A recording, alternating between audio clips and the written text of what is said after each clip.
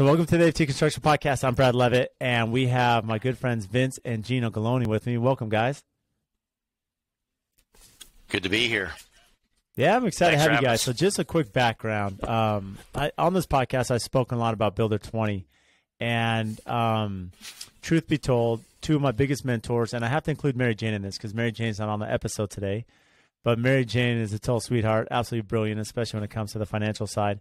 So Vince, Maryjane, and Gino have been big mentors of mine. They recruited me into the Builder 20, and so we've become good friends, these last 4 years. So I think, Gino, as this turns around, I believe you heard me on, Modern Craftsman, right? Yeah, it's kind of funny that we're, kind of came full circle. Was listening to Nick Schiffer and Johnny and those guys on the Modern Craftsman, and didn't know of you before. After your podcast, I went and checked your Instagram out and stuff like that, and kind of saw that you're a pretty big deal on really, Instagram. Yeah. So anyways, just kind of looked into you a little bit more and thought you were a good fit and reached out to you. And I think it's been an awesome fit. So maybe we'll start with this because I know Vince. Something that's pretty unique is, in fact, I just had a contractor reach out last week, and they were like, "Hey, Brad, I want you talk about the Builder 20. How do I go about this?" And I said, well, funnily enough, I actually have a couple guests on that started the original Builder 20. Part of the group I'm in is the original one.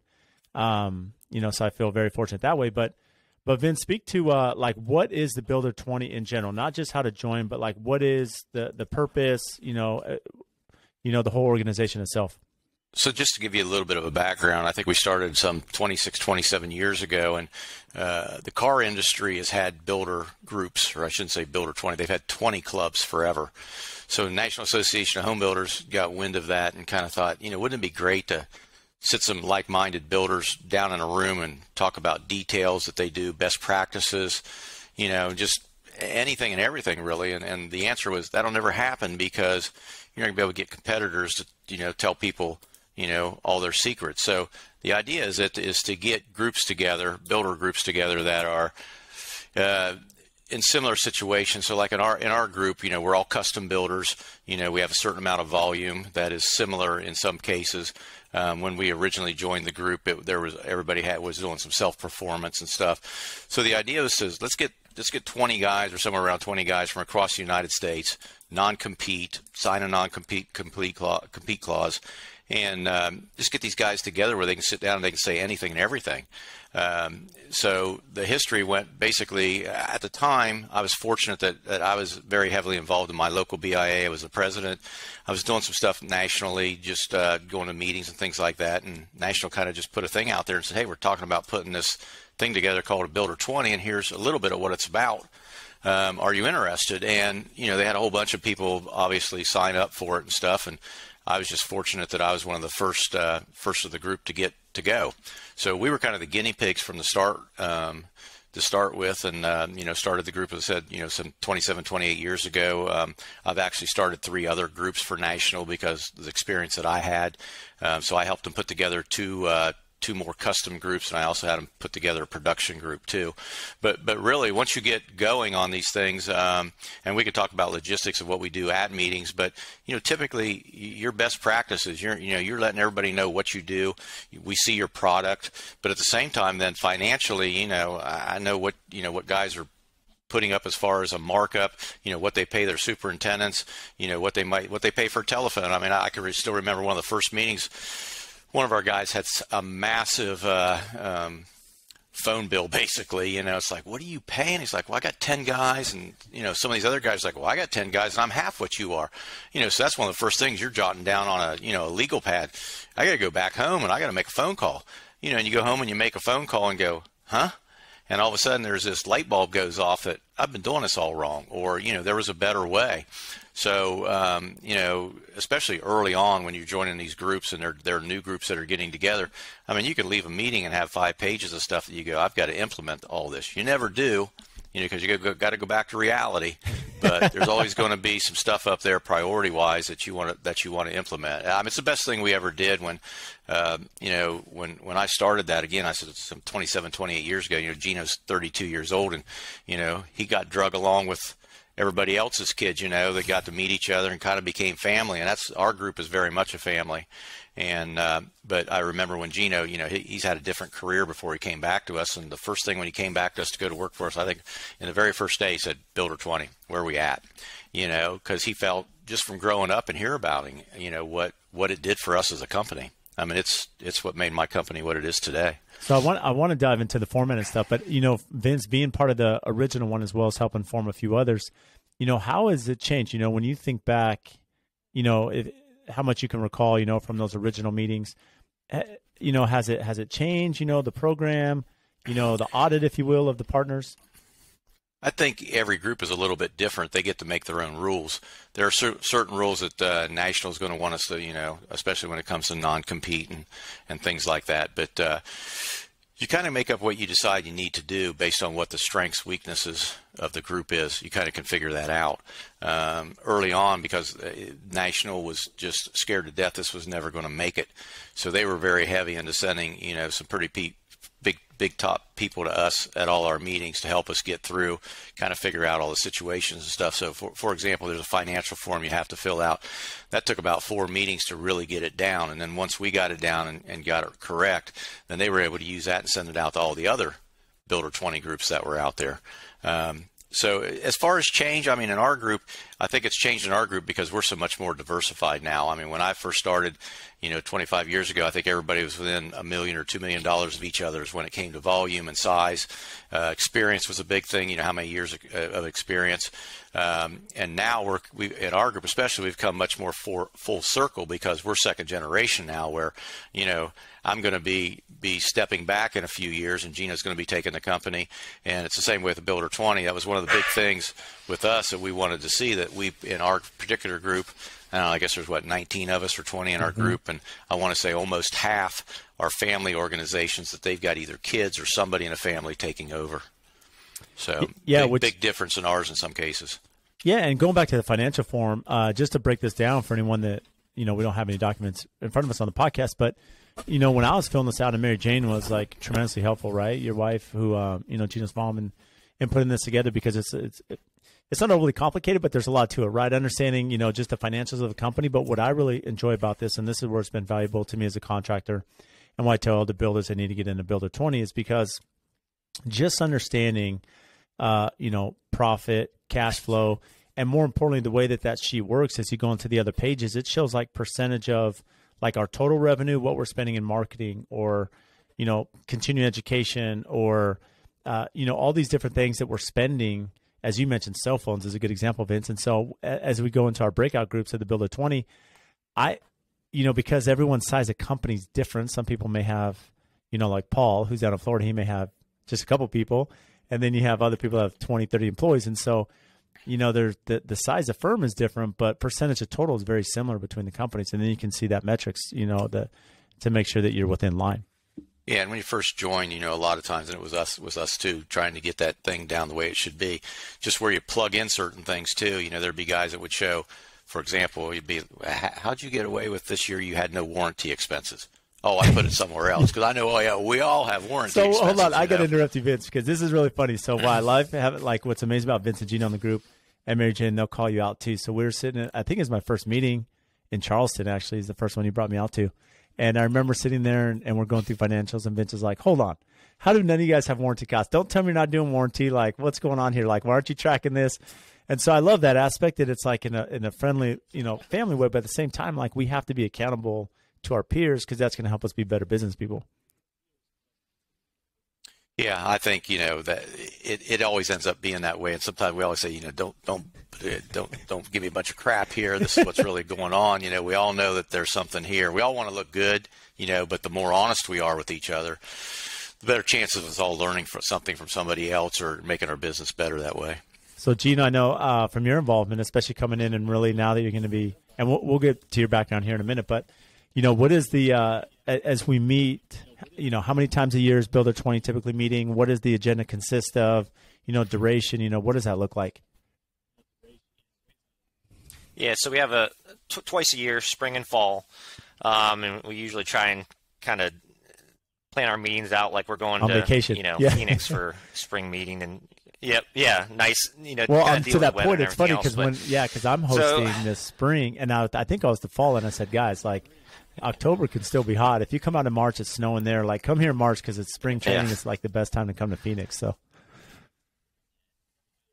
Yeah, it doesn't matter when you come to Ohio. There might snow one day, or it might be 100 degrees, so we didn't have that option. But yeah, it's 3 days. So we come in. Most guys come in, on a Wednesday. And they'll have dinner with, everyone just kind of hangs out and gets to, you only see these people twice a year, even though we're always talking to them on the phone and stuff like that. But it's nice to catch up. And Thursday we go on a tour of.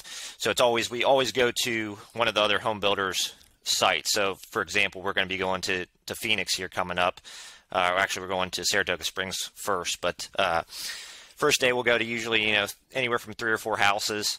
Go through, and the builder will just kind of take us through and show us different things that they did, and gives us good opportunity to ask questions. And some of the stuff is, we all do really, really nice work. So some of the stuff you see and you're like, I've never seen that in my life. How did you do that? So you learn a lot from just that first day. And then Friday and Saturday, just kind of we do round table, and it kind of depends on the agenda, but sometimes we'll have a speaker in, like we had Christine from Building Science Fight Club, and had some other high-end names from around the country to depending on what the topic is, kind of try and change it up and keep things fresh. But first day, like I said, tour, and next 2 days just kind of intensive 7 to 4 o'clock of going at it and trying to learn as much as we can while we're together. So, I'll talk about how I was introduced. So it's kind of funny. So there's a mentor of mine here in Phoenix. His name's Rod Collum Homes. And as you mentioned, Vince, like, the builder community, and you said this early on, it really, it's changed a little bit with social media. That's the benefit of social media, is we can connect and talk with people in other markets. But pre-social media, especially many years ago, like, there's just no way to like get this accelerated, education and network and understand pricing and bidding and cost plus to lump sum. All the different scenarios, right? And so this builder, like many of the builders, they weren't super receptive as I'd reach out or try to collaborate with them. They were pretty cold shoulder, if you will. And Rod's like, "Hey, Brad," he pulled me aside, and this is probably 4.5 years ago, I think. And he said, "Hey, Brad, if you get a chance to join a Builder 20, like, do it. It changed my career, changed my company, like, make it happen." And then funnily enough, like, he had planted that seed, and then Gino called me within seriously 30 days of that conversation. And then I was like, I'm in, like, you don't have to sell me. But, so that's how I got introduced to the Builder 20. Vince, Gino, for anyone listening, if they want to get part of the Builder 20, how did they go about applying to get into a group and, try to find that network?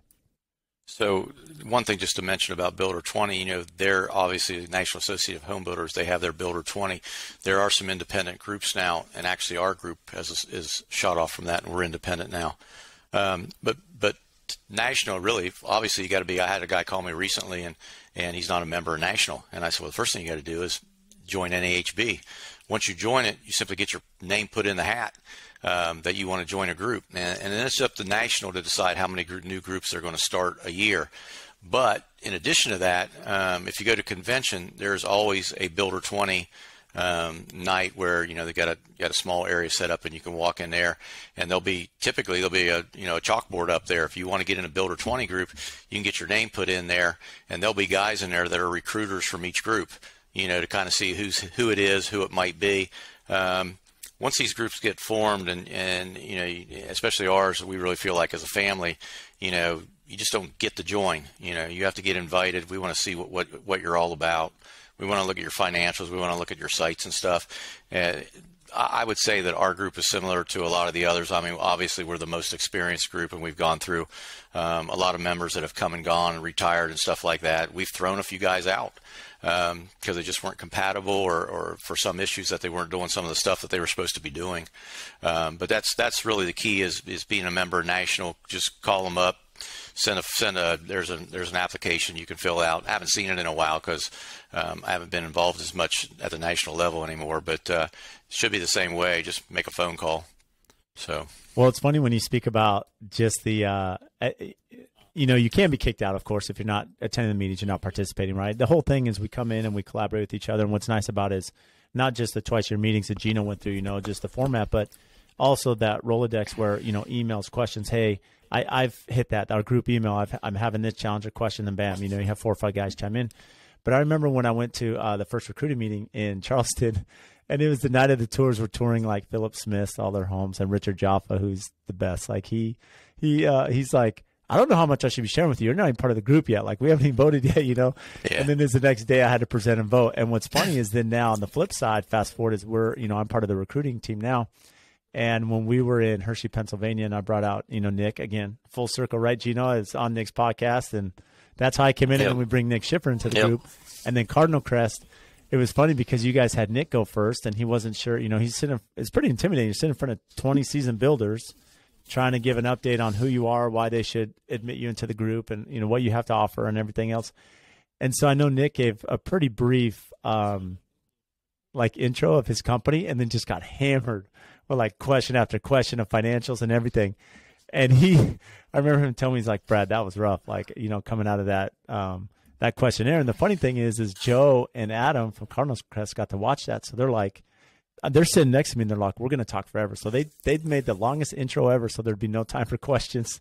So they'd have to go through the firing line. I don't even know if you guys know that, but it was kind of an inside joke between us 3. Oh,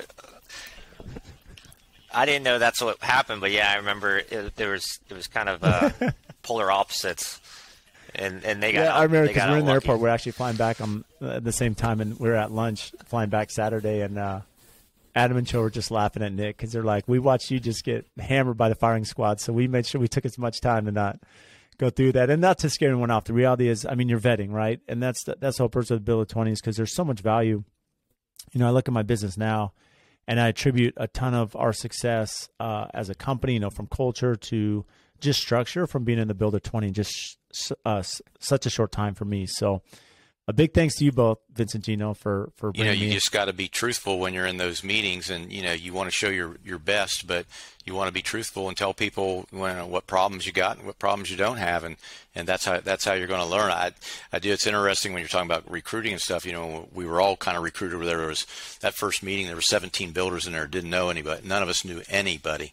National sent 2 big players, and they also sent a guy who kind of helped get them started. And I can remember I actually was a lady named Becky Hines, who was from Nebraska. She was actually the first president of the group. I was actually the second president, so I was vice president. So they had a meeting after our meetings were over, and they go, "Is anybody not compatible?" And it was funny that Becky and myself and then the guy that National sent all said the same thing. One guy, he's not compatible. Went, uh-oh. And we just felt that he wasn't telling the truth. And he lasted about 3 more meetings, and then he dropped out. So it's interesting, you know, that if you just go into those things and you're not afraid to bare your soul, and if you're not afraid to get beat up once in a while too, that you'll just grow in leaps and bounds. But here's the reality. It's just like anything in life, right? I mean, if you're going to, not be truthful about it and not just open up, you know, hey, here's everything we're doing, because that's the whole point of the group. It's mentorship. And the only way to be an effective mentor, like for you to me, is if I'm being transparent on you know, what I'm struggling with and where we're at. So from your side, Gino, I mean, we alluded to this earlier in the conversation, and now you had a point in that transition, which we could speak about, you know, how that's working with you and Vince, your dad. But was there a reason that you didn't go straight into the company? Because I know you went to Atlanta for a while as a fireman. So. Yeah. So growing up, I was big into sports, always playing baseball and football and basketball and stuff like that. And, you know, I was around the company. I was, you know, on bulldozer here and jumping on, you know, trying to nail at things and hammer stuff and all kinds of goofy stuff, but never was really, you know, involved with it. I was around, but not involved. I never, in a million years, if you would ask me, you know, 10 years ago, would I be involved with the company? I would have told you never in a million years. It's just not what I was planning on doing. I wanted to kind of make my own name and kind of do my own thing. And September 11th happened when I was in 6th grade. And from that time forward, I was like, I'm going to be a big city fireman. Went to school for a fire science degree, and about a year in, got hired on with the city of Atlanta. Down there, I guess it was 5-6 years, and just kind of seen what I could see and did all I could do. And you know, it wasn't what I thought it was, you know. And I think my mom and dad kind of saw that and reached out to me and said, you know, why don't you come back here? And my wife, we went to high school together, went to high school prom and homecoming and stuff like that. So her parents are back home too. And they were kind of like, yeah, come back. So my first thing to my dad was, I don't know anything about building. I took shop class in high school, but other than that, how am I going to take over this company? And his response to me was basically, you don't need to know anything about it. You'll learn. You got a good head on your shoulder and you work hard. You'll figure it out. And, just came back and basically kind of started how my dad did, just started from the bottom and, worked really hard, kept my mouth shut, ears open, and learned from a lot of the guys that have been doing it for a long time, but also, went off on my own a little bit and tried to learn what else I could, new stuff out there and really dug into it. It's become my passion where I just am obsessed with learning new things and trying to bring new things to the company. And I think it's a good mixture of, we've got some really good old school techniques and some of the new school stuff that I think is awesome. It's amazing. So how was that transition? I mean, Vince bringing Gino back in the business, because at this point, you're in your career, you have your systems down, you've been doing this for a while. How's that integration been?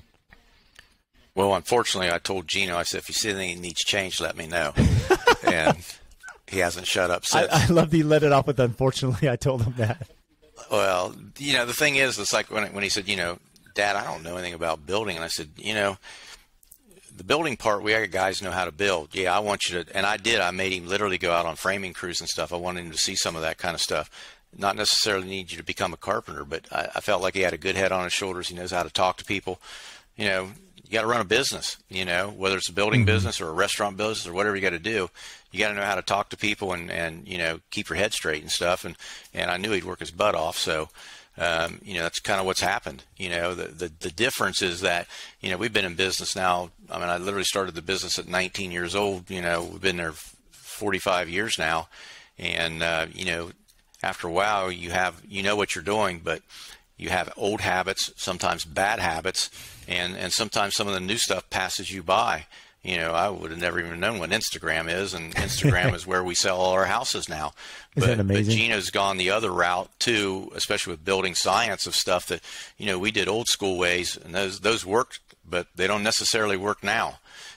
So there's been a learning curve here, actually on my part more so than Gino's part in a lot of things that we do. I mean, there's certainly things that Gino's got to ask me about that he just doesn't know a whole lot about or he's just learning about. But then there's other things that he's throwing at me like, I don't have a clue, And there's times, that, family business where it's like, you've been doing it 46 years. How's come you don't know? Well, it's just been around 6 or 7 years and I just didn't catch it. So it's good and bad the way we have it. It works well that, Gino's bringing all the new stuff in, but then we got to get some of the other guys to implement it too. And then I kind of have some of that old school mentality of just outwork people. But here's also some things that are, maybe not in a book anywhere, but this works and this is how we do it.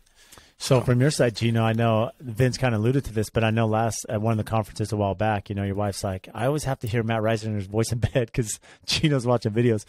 So where does that, where did that drive come from, just as far as trying to enhance the building science, just bringing in new ideas to what Vince already had in place?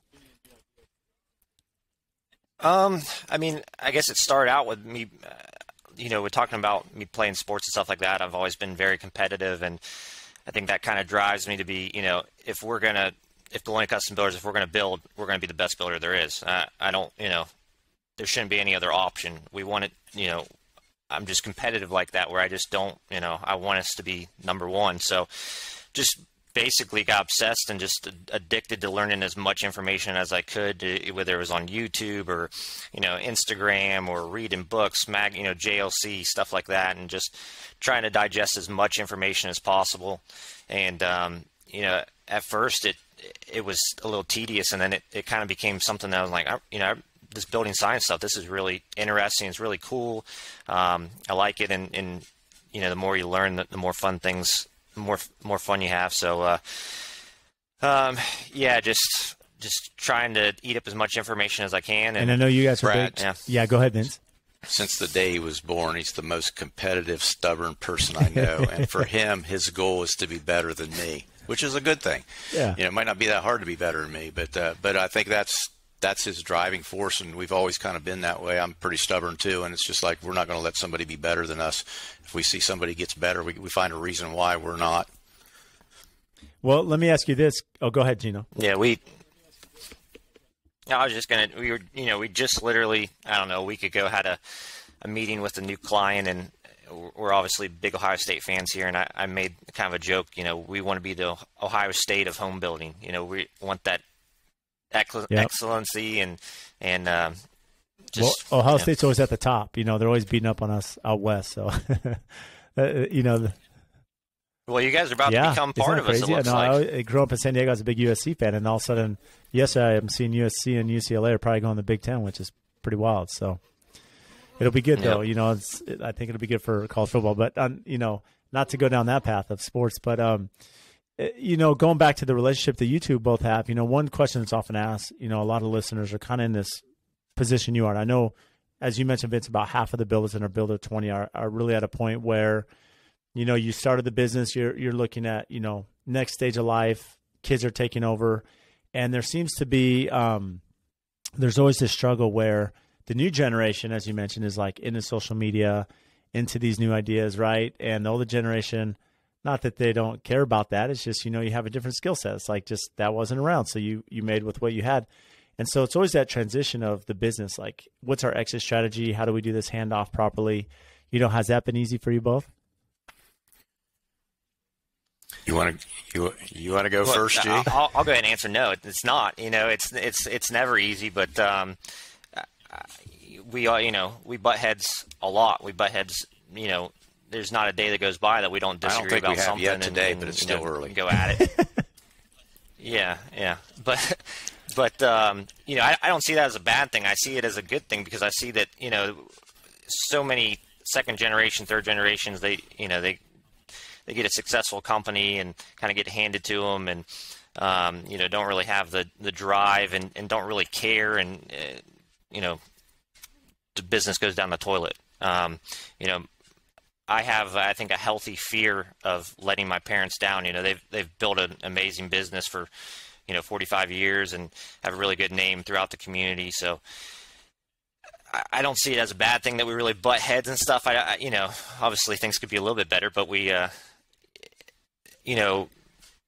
long story short, the biggest thing and the most important thing, besides our relationship is getting the business, getting it in a good place, doing what's best for the business. And we're butting heads because we're trying to, figure out what is the best way. So, one thing that you used the word generational earlier, Brad, and that's something I kind of light bulb went off in my head about 3 weeks ago. And I said something to Gino about it, probably in the middle of an argument or something. I said, this thing just came up. It's generational.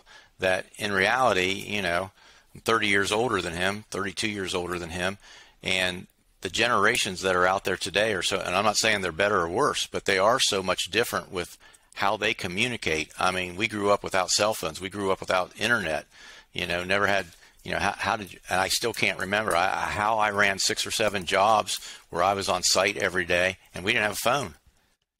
And jobs might be 20 minutes apart. To do that now, we got cameras on job sites now and everything else.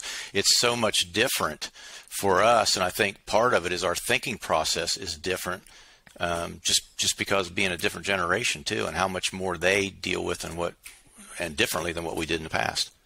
It's interesting you say that because I think back, and I know early in my career, especially when I was in high school, it was this way. No one had cell phones really. I think people had pagers at the time. People are operating through fax machine on job sites, the job site trailer. But, to that point, and this is really important to understand now, Vince, is that when you think about a builder, a big part of our success, and this is for any professional firm, whether you're a designer, architect, builder, is communication, right? And it's really important to understand how do our clients want us to communicate? How do our trade partners, suppliers?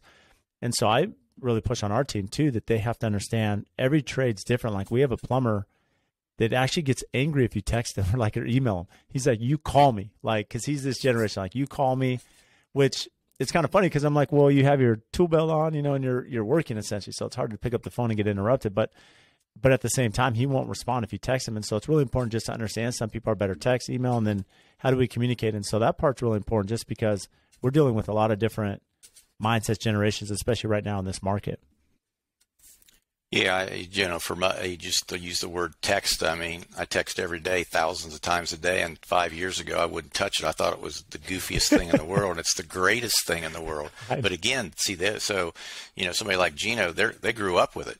They're so used to it and stuff. And us old guys, it's tough except for us Gino's texting us like acronyms. We can't even understand it. It's like we have to like think about it. It's just like letters. Yeah. I'm not that young.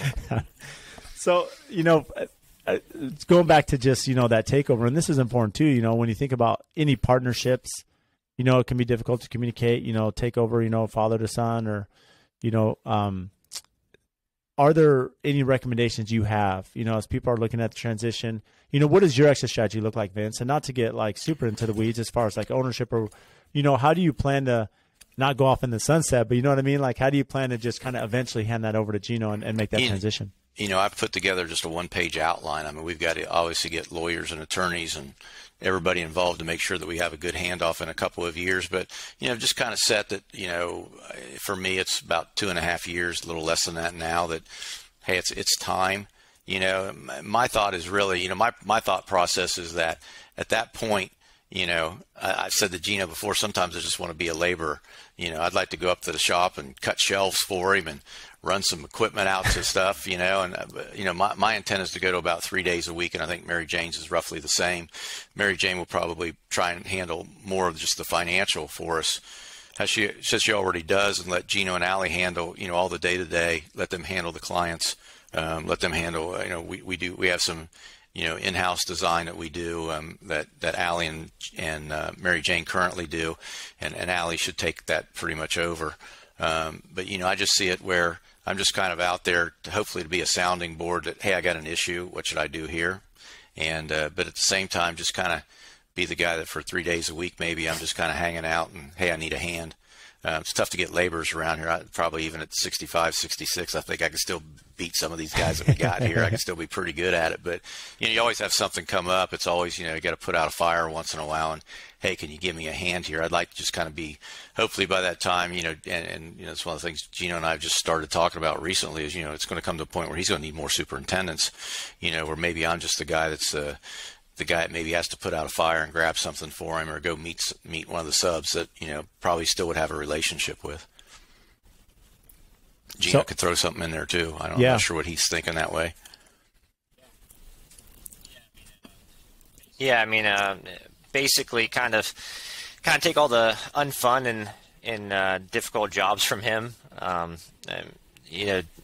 him kind of go back to his roots and start where he started out as a carpenter and an interior trim cabinet maker. So let him do some more stuff like that that's fun and not not have to deal with some of the more mundane things that we have to deal with sometimes as builders. And just kind of be a little bit of an advisor, almost like we were talking about with the Builder 20, where I can call you up and ask you a question about, hey, I'm using a particular product I haven't used and I saw you use it on your website. Give me a hand on this, and it might be a new thing that I haven't came across, and he did it 20 years ago, and I sound off to him and just say, hey, what do you think? What would you do? If you were in my position? Just so how do you guys keep this amazing company culture? Because I mean, you have it, and you've had employees with you. I know when I went out there to visit you in Columbus, that essentially you've had like no turnover, and in a difficult trade market, which a lot of them are. I mean, how have you been able to cultivate that? We've had a lot of turnover over the years, but we do have a guy that's been, of the 45 years we've been in business, he's worked for us for 44 years. And we have another guy that's been with us since he was 18, and he's now, 52, 53, Gino, or something like that. And they're still going strong. And I would hope that, we're hoping that like when I come close to retirement age and I start backing up, that in fact, we've already talked to him a little bit. The guy that's been with us all those years, and he helps Gino a little bit with some of the projects, running part of it and stuff, that, he'll probably go part-time and just be kind of the guy out there to kind of help out with design. And he's just an exceptional carpenter that works for us, and there's nothing he can't do. And, sometimes even more so now that I don't have the tools on and haven't had them on for many years, that I'll go out on a site and get asked some questions on how we're going to put this together, because all our stuff's pretty highly customized. And if I don't know, I'll just call his name's Ron Miller. I'll just call him and say, I really need you to get over here. Show me and Gino what you're thinking. And usually between the three of us, then we come up with, okay, plug that in. That's what we're going to do. So, I just think the culture of this company comes down to really that I have this thing I always say about gray issues. If it's a gray issue, we take care of it. So it's as fair as we can be with our clients is as fair as we're going to be with our subs and our employees and stuff. We're not perfect by any way, shape, or form, but if we're fair to people, we're going to always have work, and we always have. I love that term. And I'll let you speak here in a second, Gino. But what's interesting, you use the term fair, Vince, is that so often that, it's easy to go sideways with, clients or trades. But at the end of the day, there's always gray area, right? There's always going to be things that aren't per plan, aren't perfect. These are very complex projects.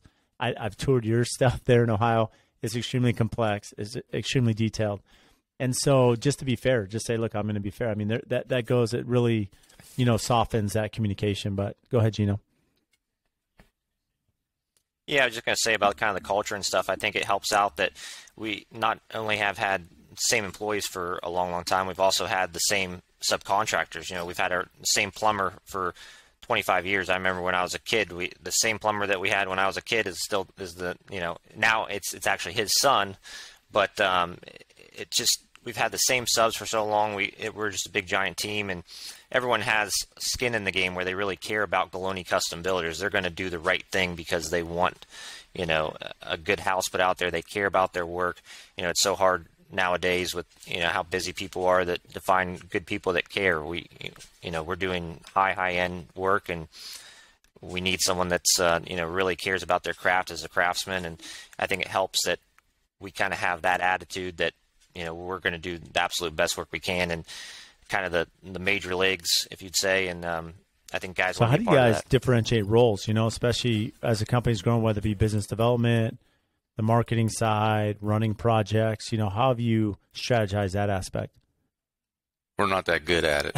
I mean, I think if Gino and I argue, it's because we overlap. And for so long, it was just me where I had to do it all. So, Gino be in the middle of something, and, he'll make a phone call and find out that I called the day earlier and I already made the same phone call. So it's been tough. It's getting better. The more I can spend my time in the office and leave him alone outside and just call me and say, I got an issue, or what do you think? Or I'm doing this. What do you think? The better. I need to step back much more and do a lot of this. What happens is some of the tough things, maybe with the design or something, get let go because I'm too busy, maybe doing something I'm not supposed to at times, So it's a tough thing separating those roles as to who does what. Yeah, especially the number of projects we have too.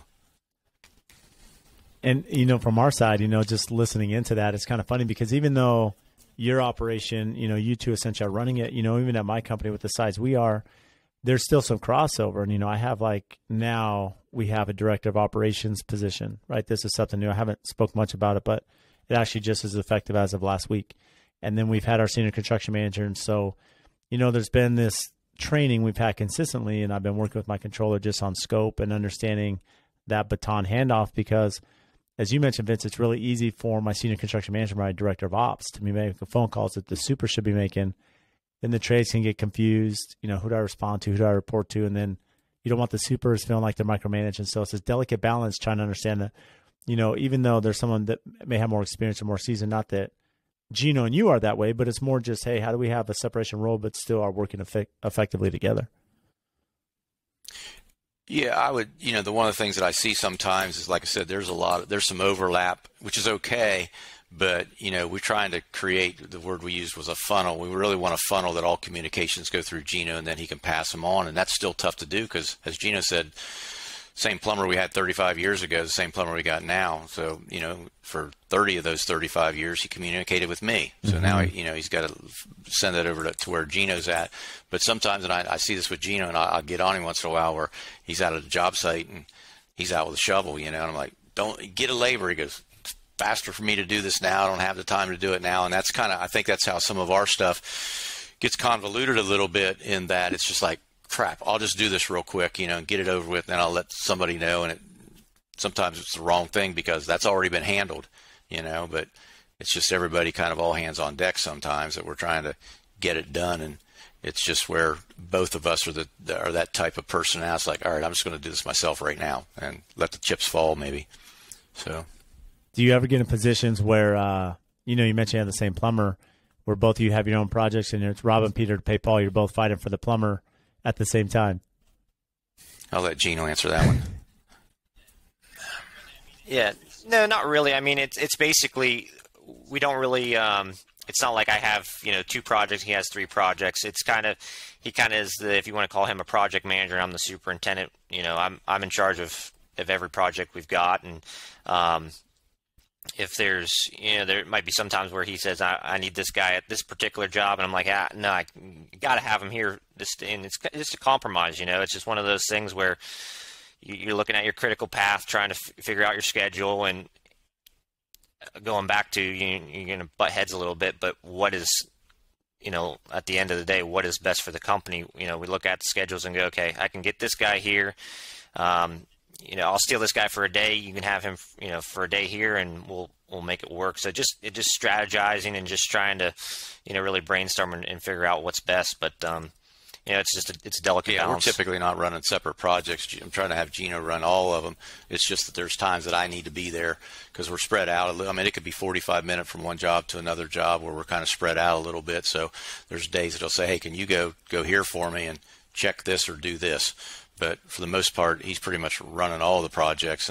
But there is a balance of where I'll go, well, we really got to get this, and he go, I know, but I got to get this. And we're all in the same boat. Labor is the number one problem everybody has in the United States now. And it's either that not enough labor or just bad labor, but it is labor, and it's very, very tough. And we fight that issue every day.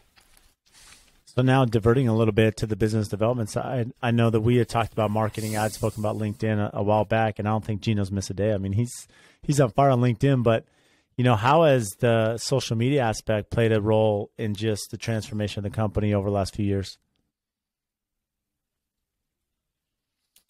I mean, it's 5 years ago most of our stuff is just, word of mouth. Everyone knew us from doing all these crazy nice houses and stuff like that. And now it's kind of morphed into where, 3 or 4 houses a year out of the 6 we might do is, hey, I didn't know anything about you. I saw you on Instagram and I want you to build our house. And sometimes it's even before they really even get to talk to us. Like, I don't care who you are. I've seen what you do. You're building my house. It's got our name in the door, or our foot in the door. A lot more than usual. We're kind of on the outskirts of Columbus, but that's where all of our work is, in Columbus. So maybe we don't have the biggest name in the world before that. And I think now, we're probably the top as far as home builders in the area, as far as many followers and stuff like that. So our name's out there, not only to customers, but also to, we were just talking about labor. I've found, 5 or 6 really good subcontractors that have seen the kind of work we do, and they go, hey, I really care about what I'm doing. I'm on Instagram too, or I'm on social media, and I saw what you're doing. I'd like to talk to you. And we meet them and go, hey, this is going to be a good fit. Suppliers, everything. It's not just about getting that customer base. It's also just finding good people out there in general that are like-minded and do the same things. It's more than, I think it's more like 60% of our sales are Instagram now. That's where they find us. And a lot of times when by the time they've found us and followed us for a little bit, they're sold. It doesn't take a whole lot for us to sell it. It's interesting too. I get a kick out of, Gino's right. I think he's by far, his Instagram for Ghiloni Custom Builders is number 1 by far in Central Ohio. And I get a kick out of it when, competitors down the street, we happen to know the names of their clients, begin to follow us. So I'm assuming they're taking our ideas to our competitors and saying, hey, if Ghiloni can do this, why can't we? Right. So I enjoy that when Gino says, hey, so-and-so that's building with so-and-so, they just hit us on following us. I thought that was pretty interesting in a lot of cases. It is funny when that happens. We have that here. There's a couple peers that I'm close with that we compete more or less, and on occasion, for us, we're not bidding the jobs. We're negotiating, to be the contractor choice to work through design. And on occasion, we may interview for the same project, and we know who the customer is and who they're following, right? So, which is funny. But I love this point you made, Gino. So what's interesting is I've been asked a question a lot, through the podcast. Or people, follow questions are like, well, there is an issue with trades, and Vince mentioned this. The trades aren't as active, right? As the trade industry is changing a little bit. But I've seen the same thing. There's a lot of young, hungry people. I mean, I look at it now. My garage door company, my fabricator, right? These are young, people that have started their business, and social media is big for them, and they're out there building these companies in their late 20s, early 30s. And so what I found is that social media, LinkedIn and Instagram specifically, have brought in different set of eyes, different people that are interested in the trades and working. And so it's opened up that trade base. And full circle, again, it's kind of funny. There's a guy on Instagram, John, JCH Cabinetry out of Charleston, who's a great craftsman. And there's a cabinet company here in town that had followed him, and they actually paid him, consulted with him to fly out to Phoenix, and he trains them, right, to better their cabinet shop. And we just spoke this morning before the podcast because he's going to be doing one of our houses. And so it's amazing, just the education side, the subcontractor base that can be increased, just by putting your message out there.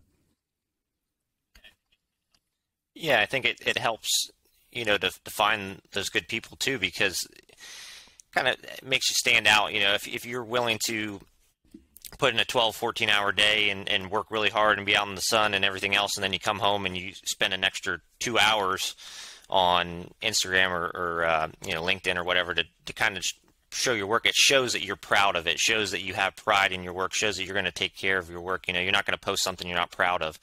So I think it kind of highlights the people that are out there that maybe we want to, just like I said, there's some clients that maybe never would have heard of Ghiloni Custom Builders before in their life if they didn't see our Instagram. So I think it really helps. Plumbing, heating, electric, those are the guys I've had for years and stuff. But, the more and more as our houses get more and more high end, and of course, as more and more people look at Instagram and see specialty stuff, they'll throw a picture at us or Gino or something, and I start scratching my head and, where are we going to find this? And Gino already got, I follow so-and-so on Instagram. He can build that for us. Sure enough, he can, so he's finding all those specialty subcontractors. They tend to be the guys, and a lot of them are pretty young companies, as you said, that are really big on Instagram and do really, really nice product. Well, it's funny because just as a builder, so I mean, thinking about business development, I mean, one thing is to advertise to the client, and it builds a personality and quality with them. But I've, in the network of designers, architects, builders, in that trio there, that I've had designers say, well, how do I collaborate with builders in my area, that want a designer? Because, sometimes there's some friction that some builders interior designers drive me crazy. I don't want to work together. And I'm like, well, find the builders that are on Instagram or social media, because they're the ones typically who get it, who want to collaborate because it's better marketing, it's better photography and video content. And so they're more apt to it. And, I do the same thing. I mean, there's some designers and architects that are really out there on social media, and then it allows me to connect with them because I'm like, okay, this is someone that's like-minded that, they can see just the benefit between all of us working together. So what's your guys' biggest challenge right now? Labor. It's just getting jobs done. I mean, there's more work than we can handle. I'll let Gino talk to that because he's out in the trenches. I mean, and that's where crap hits the fan,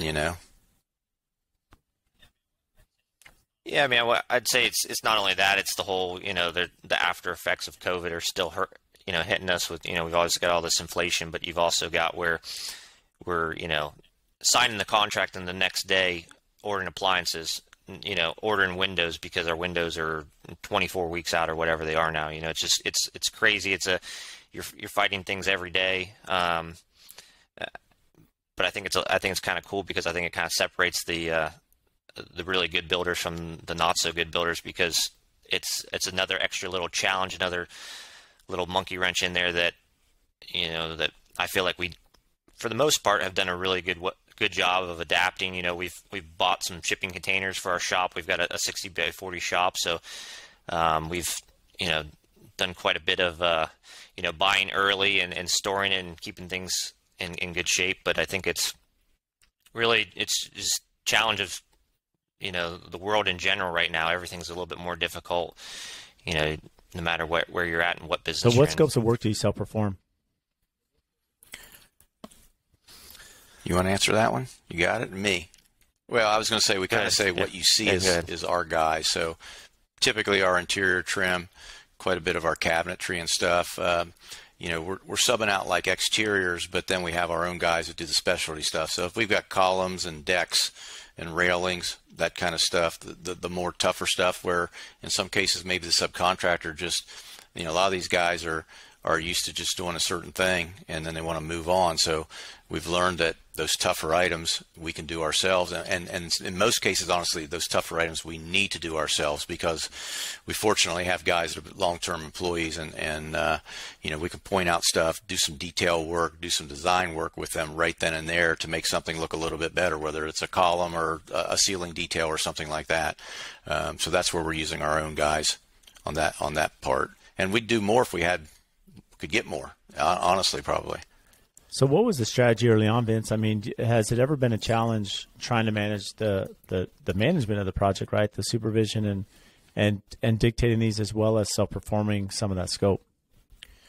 Well, in the old days, I was out on job site, so it wasn't too tough to do. I could scream and yell and hire and fire with the best of them on a daily basis. But Gino pretty much handles all of our labor force right now. It's just difficult, when I understand why most guys subcontract, and we've talked about, that what is the happy medium, because in some cases we've decided not to self-perform and we've gone to subcontractors and it's been better.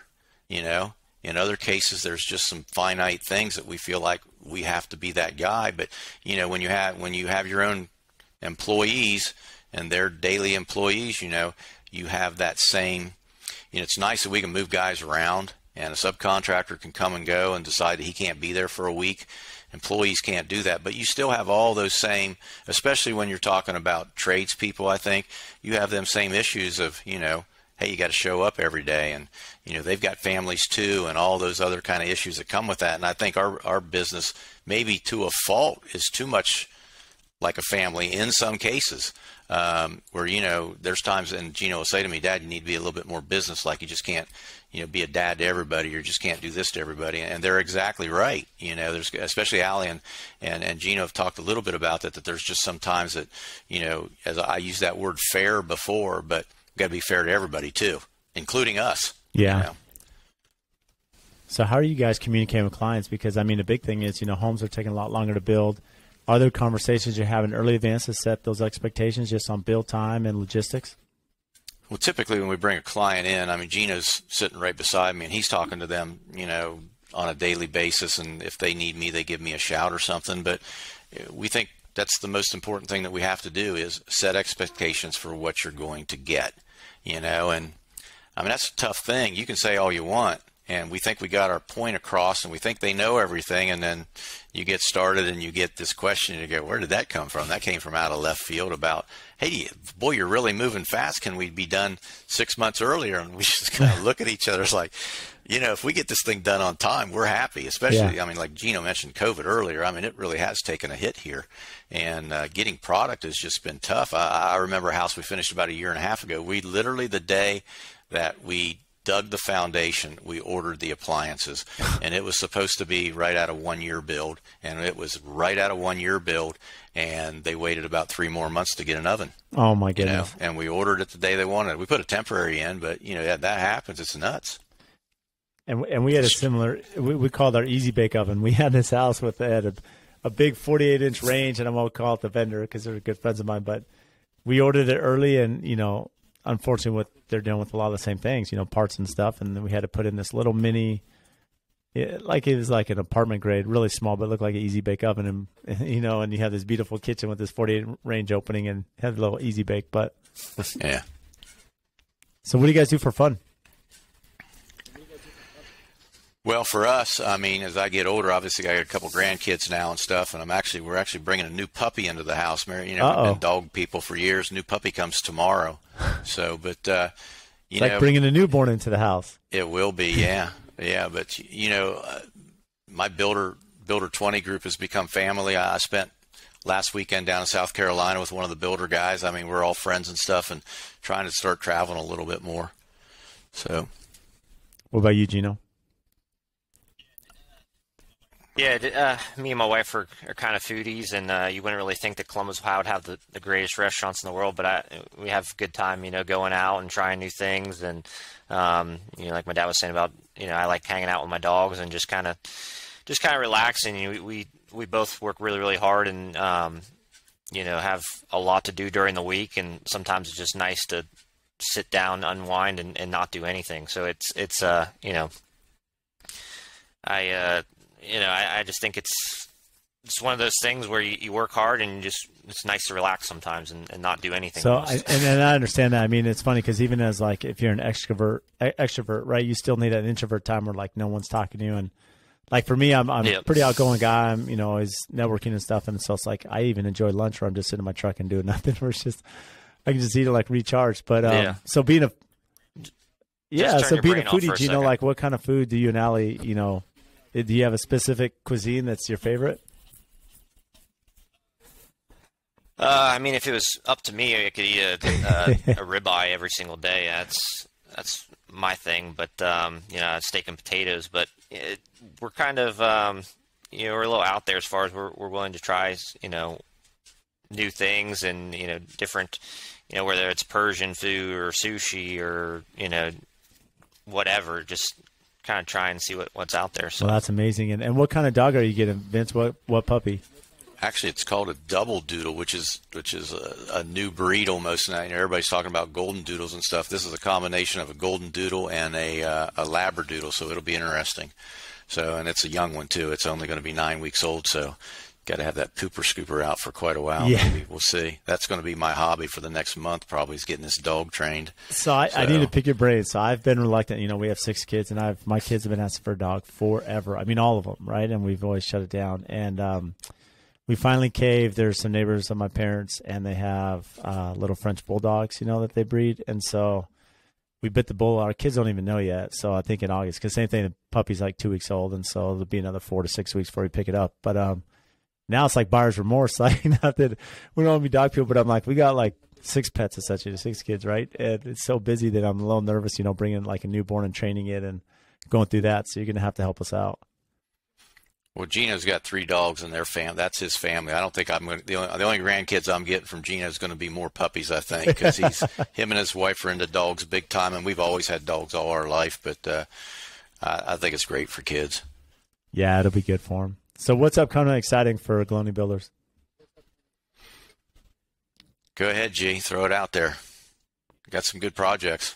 Yeah, we've got some really, really cool projects coming up with some really good architects. We talked about Instagram a lot on this podcast, and that's helped us out where we've got some architects that are just at the top of their game and doing some projects that it's not just your run-of-the-mill project. It's a project that 100 years from now, talk about building science stuff like that, that'll help. But also just legacy homes, stuff that you can drive by and be proud of, 20 years from now and show your grandkids and stuff like that. I mean, it's an exciting time. It's a stressful time with, like we said, with everything going on with COVID and all this kind of stuff, but it's also fun. I think, Gino could attest to this, that the time that he's been here, we kind of talked about a little bit that, we've always maybe been in the major leagues, but we weren't contending for a World Series, and we feel like just that we've stepped our game up in the last several years. Some of this is just newer products that we use, and clients maybe with a little bit more money, a little bit maybe wanting to spend a little bit more, maybe kind of get out there a little bit more on some different ideas and stuff. And, we felt like we've kind of upped our game, that from what we were before to what we are in the last couple of years is we've gained significantly. I mean, we've had a little bit of growth. I've never been a big growth guy. I've just always said, just take what you got and do the best job and make the most that you can out of that. But with the opportunity of having Gino come in, another set of eyes with his wife coming in, I think it's given us where we were able to successfully little more growth and still keep our overhead where it needs to be and our profit needs to be, but it's allowed us to get our houses up there much higher end than what we were in the past. We had a client stop by a job site today when Gino and I were there, just finished his house. I love the house. Was a great project, a little bit challenging because we were on a very, very tight lot. It was an infill, tight schedule, but they become friends of ours, and they like us really well. And he's been on me about what's the number one house you ever built, and I keep talking about this one in particular I built 18 years ago, third time for a guy. Just loved it, and I'm like, you're number two, and he goes, I want to hear number one, Vince. And I said, well, you're the number one house in Ohio because that other house happened to be built in West Virginia. But just the fact that, in reality, his house is one of our best. And some of the stuff we did in that thing is, and part of that's because of Gino and stuff, with just some of the people he's been able to bring in, where we're using steel doors, and that particular house has a 35-foot Arcadia in it, doesn't it, Gino? That's a full open. We'd never done that before, and honestly didn't get a lot of help to put it in. And between Gino and a couple of guys that have worked for us, for the 30-year-old guy the 30-year guy's worked for us, and the 45-year guy and Gino, those guys figured out, okay, we got a 35-foot door. Completely opens up, needs to be as level as you can possibly get to get this thing set and plumb, and they nailed it, out of the ballpark. And every day you drive by that house, you see that door, and that client, he is so appreciative to just let anybody come in that house that we can, and he's the guy that's putting the tour on. Let me show you this, and there's a lot of let me show you this in that particular house of stuff that we just had not done before, and it's like, wow. We want to start doing this all the time. So if anything, if that's a hurt of anything, it's maybe eliminated a few people that have maybe called us and want to build a house and, give us a number, and we go, we're just not in that ballpark anymore, unfortunately. And, when you get to that high end, it's hard to drop back and say, well, we can do that when we already know what's better, what's better for the client too. And just to show off a little bit in some ways, to say, as Gino said, you drive down the road and go, we did that, and there's some stuff that we've done that we went, there's not very many other guys around here that can do this. I know you toured that one house a couple years ago, or when you were here, that roundhouse that we built, and I remember that architect calling me, and I said, and said, are you interested in this? And this house is round, Vince, complicated. I go, not many guys in this area can do round, and he goes, I know that. And I said, well, we're one of them, and there was challenges there, but boy, we nailed it. So, which is huge. And I'll just say in closing, I've been a huge beneficiary of just calling you both friends and the mentorship you've given me and being part of Builder 20. I'm, eternally grateful to you both for, Gino for finding me and Vince for including me, and to your family. And again, for those following, or listening, you need to follow Ghiloni Builders. So share with us your social media and ways they can get in touch with you. Yes, our website is just Ghiloni-custom-builders.com, and then our Instagram, which is probably, some people go on our website, but our Instagram's most updated. We're updating it a few times a week, if not more. But it's Ghiloni _custom_builders, and we're on LinkedIn. I'm on LinkedIn, just my personal LinkedIn, Gino Ghiloni, but I share a lot of our stuff that we do, and we're on Facebook as well. Same thing, Ghiloni Custom Builders. But for the most part, if you want to see what we're doing and the latest stuff, Instagram. Well, Vince, you've been amazing. Thanks for making time. And if not before, I'll see you this fall in New York. Yep. I appreciate it, Brad. Thanks. Yep. Thanks for having us, Brad.